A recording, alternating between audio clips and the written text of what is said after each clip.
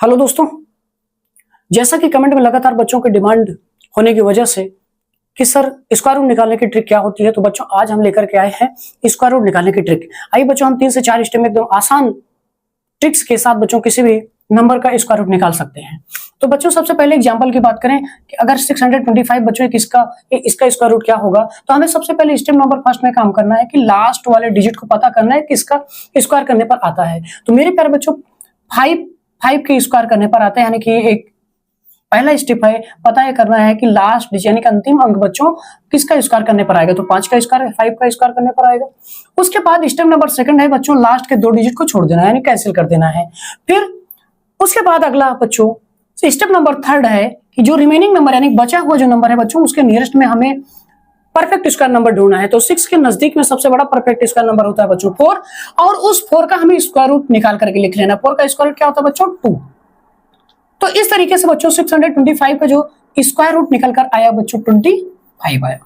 आइए बच्चों एक नेक्स्ट एग्जांपल की बात करें तो 4761 का स्क्वायर रूट क्या होगा। तो हमें स्टेप नंबर फर्स्ट बच्चों वही काम करना है, पता ये करना है कि लास्ट डिजिट यानी कि अंतिम अंक बच्चों जो है किस नंबर का स्क्वायर करने पर आएगा। तो बच्चों 1 या तो 1 के स्क्वायर करने पर आएगा या तो 9 का स्क्वायर करने पर 1 आता है। स्टेप नंबर सेकंड हमारा क्या है बच्चों, स्टेप नंबर सेकंड है कि लास्ट के 2 डिजिट यानी कि अंतिम 2 अंक को कैंसिल कर देना है, छोड़ देना है। उसके बाद बच्चों रिमेनिंग नंबर यानी कि जो बचा हुआ नंबर है उसके नजदीक का परफेक्ट स्क्वायर नंबर ढूंढना है, यानी कि 47 के नजदीक में परफेक्ट स्क्वायर नंबर कौन होता है बच्चों, तो 36 होता है। उस 36 का स्क्वायर रूट निकाल के लिख देना है। 36 का स्क्वायर रूट होता है बच्चों 6।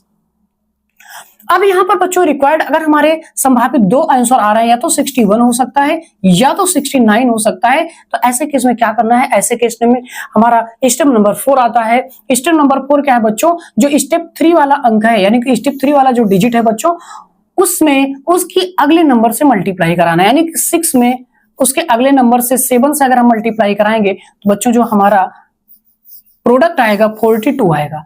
अगर बच्चों हमारे बचा हुआ नंबर इस प्रोडक्ट से बड़ा है तो हमें इन दोनों डिजिट में से बड़ी वाली डिजिट को लेना है।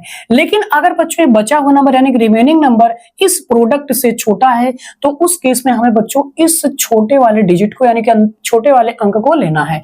यहां पर अगर इस क्वेश्चन की बात करें बच्चों तो यहां पर जो बचा हुआ नंबर यानी 47 है बच्चों, एक प्रोडक्ट 42 से बड़ा है, इस वजह से बच्चों यहां पर बड़ा अंक यानी 9 लिया जाएगा। तो इस तरीके से जो 4761 का स्क्वायर रूट निकल कर है बच्चों कितना आया, 69 आया। अब बच्चों आपके लिए एक क्वेश्चन